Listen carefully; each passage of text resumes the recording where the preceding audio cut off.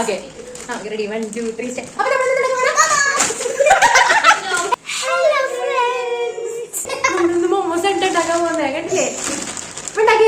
അപ്പൊ നമ്മുടെ വെള്ളം തിളച്ച് വന്നിട്ടുണ്ട് കേട്ടോ.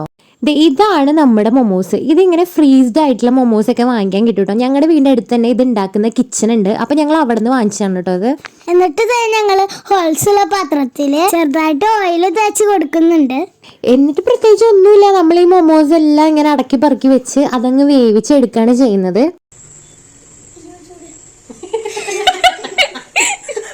അങ്ങനെ നമ്മുടെ മോമോസ് ഒക്കെ ഇവിടെ വെന്ത് സെറ്റായി വന്നിട്ടുണ്ട് ട്ടാ.